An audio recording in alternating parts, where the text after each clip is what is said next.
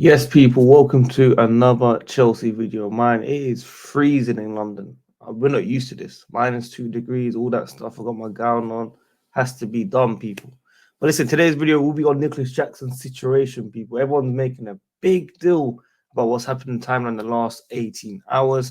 And a bit about Brighton preview, some injury news, and what we can expect from this game. So before I get into anything, make sure you guys smash the like button, subscribe, and hit the notification. Tune in every single day. Comment down below for thoughts and opinions. And we're going to get straight into it as well. And also, new podcast, episode 5 is now out. Myself, CSC Dubois, Fro 17, Spotify, Apple Podcasts. Go and download that for free. Carefree Unfiltered. Run it up, people. Download on all platforms. So we'll start with Nicholas Jackson. There's a video going around from Astrid Wet. As you guys know, I'm not even going to explain what she does. Yeah, you lot probably even seen on the timeline. I don't know how she gets tickets. I don't know how she has the links to all these Chelsea-related stuff, but it is what it is. Right now, we're seeing a video that Nicholas Jackson's basically asking for photos and all this stuff. And the whole community, probably 90% of the people that I've seen on the timeline, are making such a big deal that I feel like it's just so forced. They just want to hate on someone because of the fun of it. And obviously Chelsea are doing bad, so we're looking for more stuff to hate on and hate on and hate on. I just don't think it's that deep, honestly. Yeah, the IQ is 0, yeah, and it should be done privately. But as I said on my tweet right here, there's no proof that it's still him. I'm still waiting. It's probably him. It is probably him, but there's no proof. All you can hear is a voice. That's what you can hear. The only proof that I've seen that we can say is that he love-hearted a comment on Instagram about he's got the riz for asking these photos or something like that. Yeah, he just liked the comment basically. But I think Golovin like a comment for Chelsea that he's going to be joining doesn't really matter. Doesn't mean anything. So I just feel like got no proof. The person that's involved in this, they're the issue right now. They're the issue that we should be avoiding. But yet in 2023, nearly 2024, this is where it's at, people. Females do these things. You guys entertain it. That's you lot business, innit? All I'm saying today is a Saturday. Watch the other Premier League games. Spend time with family.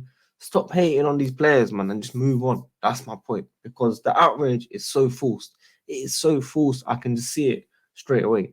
I could have done a video last night when it was happening. I could have done a live stream last night when it was happening. I was up until 4 a.m. people, yeah. I'd rather play COD. Let me keep it real with you guys. Chelsea right now, we're in a difficult situation. That's the truth. We're in a difficult situation. The project is going to take a while. Whether we get through or not, I don't know. But this is the banter era, people. So sit back, enjoy, and let's see what happens tomorrow, man. So, Poch obviously in training, seeing if Nkunku's coming back as well. We're going to be finding out very, very soon. I don't think he'll be starting. I think he'll feature. I think he'll be on the bench. Broha might start as well, people. Broha's back in full training. Nicholas Jackson might be dropped. Who knows? But he did say that he will assess Nkunku tomorrow ahead of Sunday. It's tough. He was tough with the players following the defeat, which is good to hear. He said that we are our own enemies on our form, which is very true. We've conceded 8 goals in 2 games. And that defending, of course, Thiago Silva, who I've been defending so much, was partly to blame for the Newcastle defeat. Because at one moment, it was 1-1. It could have went either way. It could have went 2-1. Could have ended 1-1. And we just gave away some silly, silly goals. Like, I don't really understand. We keep hearing the process word in the press conference. And you know where that's been before. We've heard that many, many times. And as always, injuries for the last 18 months. We've had injuries left, right, center. At different times, players have been injured, okay? And it's been over 6 to 7. We've got 8 currently, 9 if Nkunku doesn't make it. I've seen Lovey in training. Yeah, these players are returning, but we're going through difficult times, people. And it's always been like that. We've never had a full squad ready to play. And consistently as well, which is very, very frustrating. And that plays a part in all of this as well, people. And Nkunku in training, of course, it's like a new signing. Of course, he hasn't really played except for pre-season. We've not seen anything in the Premier League. We need him ASAP because what we're seeing up top is decent. It's not the worst thing. I think the most issue right now is actually defense. Attacking is all right. But yeah, this guy will add more firepower, horsepower, and improve a lot more basically for Chelsea fans. Ziyech, this one here.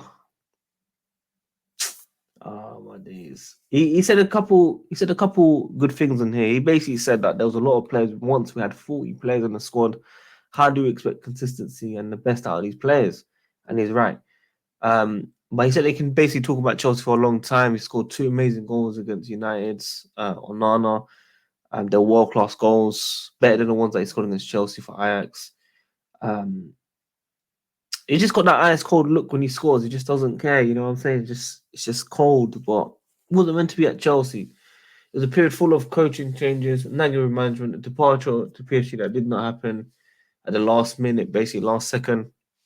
He said the whole thing that Chelsea was a disaster. And yeah, I mean, that kind of sums up Chelsea currently in the last 18 to 24 months anyway.